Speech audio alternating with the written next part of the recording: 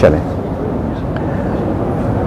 اعوذ باللہ من الشیطان الرجیم بسم اللہ الرحمن الرحیم سورۃ اللہب شروع کرتے ہیں۔ میں اس کا تھوڑا سا پس منظر عرض کر دوں، کیونکہ یہ سورت جو ہے یہ تھوڑی سی مختلف ہے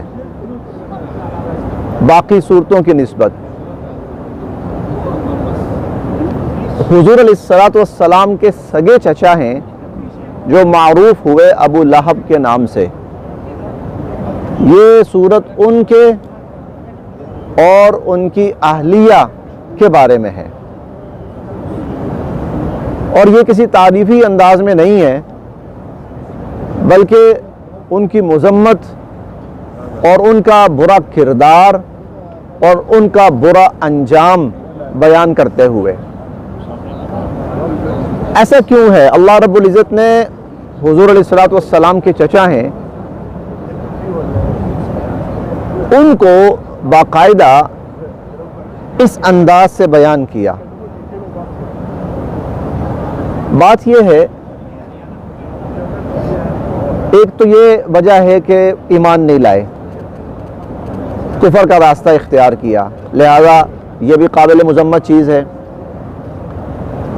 پھر دوسری بات یہ ہے کہ کفر اختیار کرنے کے ساتھ ساتھ وہ دشمنی اور مخالفت میں بھی آ گئے، اور ایک آدمی دشمنی اور مخالفت کی جس انتہا پہ جا سکتا ہے، ابو لہب اور ان کی بیوی جمیل بنت حرب یہ دونوں دشمنی کی انتہا میں چلے گئے۔ تیسری بات یہ ہے کہ عرب جو تھے وہ صلہ رحمی پر بڑا زور دیتے تھے۔ صلہ رحمی ان کے ہاں ایک بہت بڑا عمل تھا، نیکی تھی۔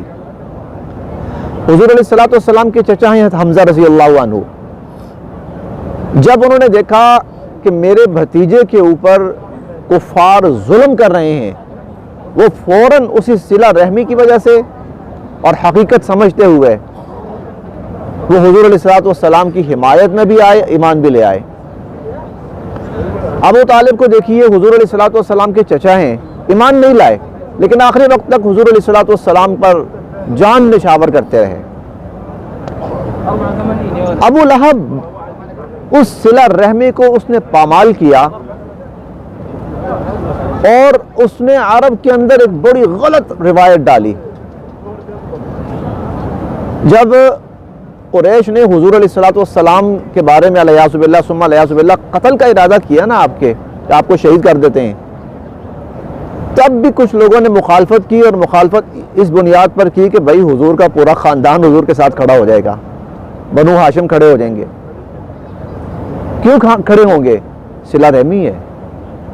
عرب صلہ رحمی کو بہت ترجیح دیتے تھے، اس پر فوکس کرتے تھے، بہت زیادہ، بہت بڑی نیکی سمجھتے تھے۔ لیکن یہ بدبخت وہ تھا کہ جو حضور علیہ السلام کی مخالفت اور دشمنی میں اس صلہ رحمی کو بھی پامال کر گیا۔ چنانچہ اللہ رب العزت نے پھر اس پر اپنے عذاب کا کوڑا برسایا۔ اب ہم دیکھتے ہیں جی، اعوذ باللہ من الشیطان الرجیم بسم اللہ الرحمن الرحیم۔ تبت ٹوٹ گئے، یدا دونوں ہاتھ، ابو لہب کے دونوں ہاتھ ٹوٹ گئے۔ دونوں ہاتھ ٹوٹنا یہ اصل میں محاورہ ہوتا ہے، جیسے ہم کہتے ہیں نا فلاں شخص کی کمر ٹوٹ گئی، تو یہ نہیں ہوتا کہ اسے کمر کی ہڈیاں ٹوٹ گئی ہیں یا نہیں، وہ محاورہ ہوتا ہے بے انتہا نقصان سے دوچار ہو جانا۔ اسی طرح تبت یدا ابی لہب، اس نے کہا تھا حضور علیہ السلام کو، جب آپ نے دعوت دی نا تو اس نے کہا تبا لک یا محمد الہذا جمعتنا، اے محمد تمہارے ہاتھ ٹوٹ جائیں، یعنی تم تباہ و برباد ہو جاؤ، کیا تم نے اس لیے ہمیں جمع کیا؟ تو اللہ رب العزت نے وہی لفظ اس کے لیے استعمال کیا کہ حضور کے ہاتھ تو نہیں ٹوٹیں گے انشاءاللہ، لیکن تبت یدا ابی لہب، ابو لہب تیرے ہاتھ ٹوٹ گئے، تو تباہ و برباد ہو کر رہ گیا۔ وَتَب، اور بالکل تباہ و برباد ہو کر رہ گیا۔ تبت یدا ابی لہب، ابو لہب کے دونوں ہاتھ ٹوٹ گئے۔ وَتَب، اور وہ بالکل تباہ و برباد ہو کر رہ گیا. ما اغنا نہیں کام آیا عنہ اس کے مالہ اس کا مال وما کسب اور جو کچھ اس نے کمایا تھا اس کا مال اور اس کی کمائی اس کے کسی کام نہیں آئی. عرب کا معروف سردار تھا, قریش کا عرب کا معروف سردار تھا ابو لہب, مال و دولت والا, حسن و جمال والا, عہدے مرتبے والا, لیکن نبی کی دشمنی وہ جرم ہے کہ اس کے بعد انسان کو کوئی چیز بچا سکنے والی نہیں. ما اغنا عنہ مالہ وما کسب, نہیں کام آیا اس کا مال اور اس کی کمائی.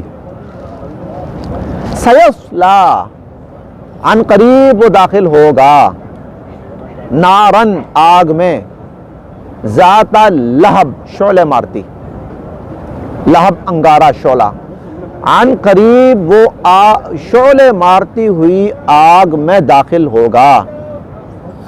تو دنیا کا انجام پہلے بتایا, برباد ہو گیا.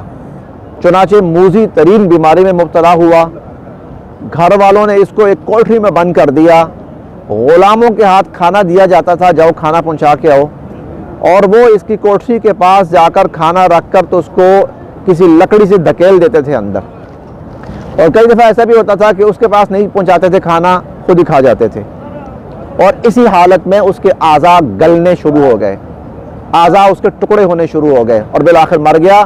اور جب مرا تو اس کی کوئی باقاعدہ قبر نہیں تھی, بلکہ وہیں گڑا کھود کر اس کو اسی میں دبا دیا گیا. یہ اس کا تھا, دنیا میں یہ ہوا. اور سیصلا نارن ذات لہب, جلد ہی وہ بھڑکتی ہوئی آگ میں داخل ہوگا. وامرأتہ اور اس کی بیوی, اب جو اس کی بیوی تھی وہ بھی اپنے خاوند کے ساتھ حضور علیہ الصلوۃ والسلام کی دشمنی اور مخالفت میں بہت زیادہ تھی. اور وہ یہ کرتی تھی کہ لکڑیاں اٹھا کر لاتی گٹھے بنا بنا کر, اور لکڑیاں بھی وہ شاخیں کہ جن میں خوب کانٹے ہوتے, اور ان راستوں میں جا کے ڈال دیتی کہ جہاں حضور علیہ الصلوۃ والسلام نے گزرنا ہوتا تھا, اور اس لیے ڈال دیتی کہ تاکہ حضور علیہ الصلوۃ والسلام کے قدم مبارک جو ہیں وہ خون آلود ہو جائیں اور زخمی ہو جائیں. حضور کے راستے میں کانٹے بچھانے والی. اب اس کا تذکرہ ہے. وامرأتہ اور اس کی بیوی حمالۃ الحطب, حمالہ اٹھانے والی, الحطب لکڑیوں کے گٹھے, اور اس کی بیوی لکڑیوں کے گٹھے اٹھانے والی. فی جیدہا اور اس کی گردن میں حبل رسی, من مسد بٹی ہوئی, بٹی ہوئی کا مطلب جس کو گرے دے دے کر اور مضبوط کیا جاتا ہے, اور اس کی گردن میں مضبوط رسی, بٹی ہوئی رسی. اب ہوا یہ کہ جو گڑھا اس نے حضور علیہ الصلوۃ والسلام کے لیے کھودا تھا خود اس میں گری. لکڑیاں اٹھا کے لاتی تھی, خود لاتی تھی, حالانکہ بڑی امیر کبیر اور جاہو جلال اور مرتبے والی عورت تھی, لیکن جب حضور کی دشمنی میں گئی تو خود لکڑیاں اٹھا کے لاتی کہ میں خود یہ حضور کے راستے میں ڈالوں گی. اور ایک دن اسی طرح وہ گٹھا لے کے آ رہی تھی لکڑیوں کا, اور وہ جو رسی تھی اللہ کی طرف سے اس کی گردن میں پھنسی, اور ایسی پھنسی کہ اسی رسی کی وجہ سے اس کی موت واقع ہو گئی. یہ دونوں میاں بیوی اتنے بڑے انعام کے حقدار ہو سکتے تھے کہ حضور علیہ الصلوۃ والسلام ان کے خاندان کے گھر کے فرد آپ پر ایمان لے آتے تو بہت بڑا انعام پا سکتے تھے, لیکن حضور علیہ الصلوۃ والسلام کی دشمنی اور مخالفت کی وجہ سے, اور جس سرزمین پر ہم بیٹھے ہیں اسی سرزمین پر وہ اس جرم کے مرتکب ہوئے, اور اسی سرزمین پر وہ اس انجام کے مرتکب ہوئے. آگے دیکھتے ہیں جی. بسم اللہ الرحمن الرحیم. سورۃ الاخلاص, قل هو اللہ احد, قرآن کریم کی بہت عظیم صورتوں میں سے, اور اس کی عظمت اس بنیاد پر ہے کہ پوری کی پوری صورت اللہ رب العزت کا ایک قسم کا تعارف ہے. وہ رب کیسا ہے, وہ اللہ کیسا ہے. اصل میں جب عرب میں حضور علیہ الصلوۃ والسلام نے کہا نا میرا رب اللہ ہے, میرا رب اللہ, میں صرف اللہ کو مانتا ہوں, تو کفار بہت سے مشرکین یہ سمجھتے تھے, بہت سے کفار یہ سمجھنے لگے کہ حضور کا خدا بھی ایسا ہی ہے جیسے ہمارا کوئی خدا ہے, حضور کا معبود بھی ایسا ہے.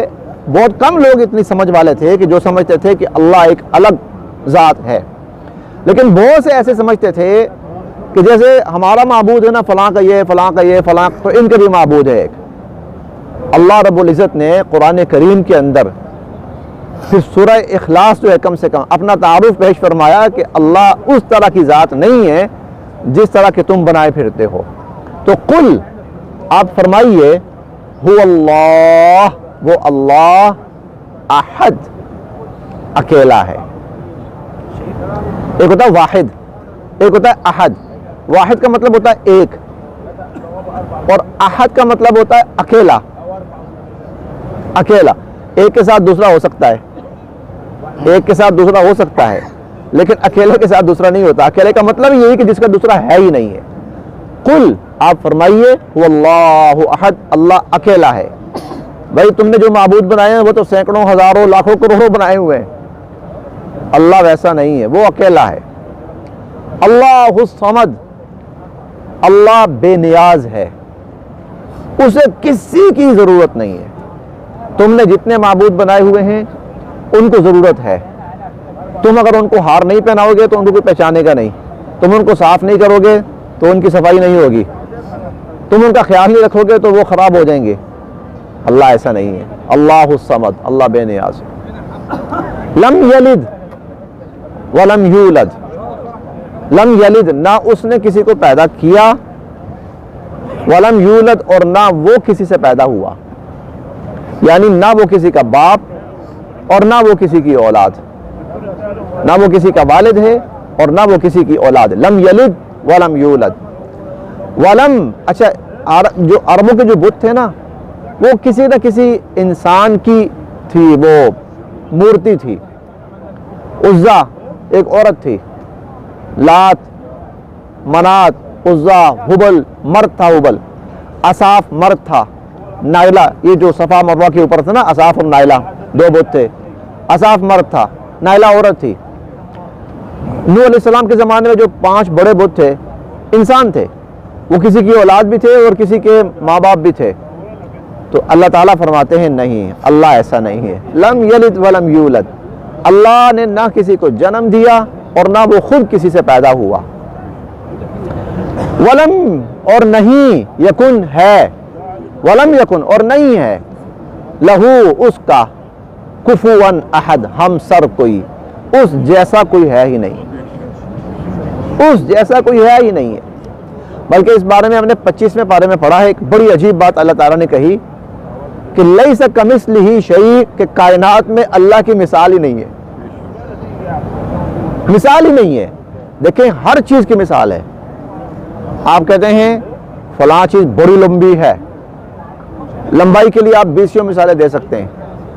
بہت گہری ہے مثلا جیسے سمندر، بڑی مضبوط ہے جیسے چٹان لوہا، بہت گرم ہے جیسے آگ، بہت ٹھنڈی ہے جیسے برف، سفید ہے جیسے دودھ، یا اور کوئی مثال بہت میٹھی ہے جیسے شہد گڑ. لیکن ولم یکن لہ کفواً احد لیس کمثلہ شیء، اللہ ایسا ہے کہ اس کی مثال ہی نہیں ہے. آپ نہیں کہہ سکتے اللہ کیسا ہے جیسے فلاں ہے، نہیں، اس کی مثال ہی نہیں ہے، اس کی مثال ہی نہیں ہے. دیکھیں فرشتے بھی آتے تھے نا کسی شکل میں، تو حضور علیہ السلام فرماتے تھے اس کی مثال، اس کی شکل فلاں جیسی ہے. حتیٰ کہ دجال تک کے بارے میں حضور علیہ السلام نے ایک بندے کے بارے میں فرمایا تھا کہ اس کی شکل اس سے ملتی جلتی ہوگی. تو ہر مثال ہے. اللہ واحد ذات ہے، لیس کمثلہ شیء، مثال ہی کوئی نہیں، اسی لیے وہ اکیلا ہے، یکتا ہے. تو قل هو اللہ احد، آپ کہیے اللہ ایک ہے. اللہ الصمد، اللہ بے نیاز ہے. لم یلد، نہ اس نے کسی کو جنم دیا، ولم یولد اور نہ ہی وہ کسی سے جنم پایا، نہ وہ کسی کی اولاد بھی نہیں ہے. ولم یکن لہ کفواً احد، اس کا کوئی ہمسر ہی نہیں ہے، اس جیسا ہی کوئی نہیں، اس جیسا کوئی نہیں ہے. وہ ہر اعتبار سے، ذات کے اعتبار سے، صفات کے اعتبار سے، کمالات کے اعتبار سے، علم کے اعتبار سے، قدرت کے اعتبار سے، طاقت کے اعتبار سے، ہر اعتبار سے اللہ یکتا ہے، احد ہے. ایک دفعہ یہ ترجمہ پھر دوہرا لیتے ہیں. بسم اللہ الرحمن الرحیم. تبت یدا ابی لہب وتب، ابو لہب کے دونوں ہاتھ ٹوٹ گئے. اور وہ بالکل تباہ و برباد ہو کر رہ گیا.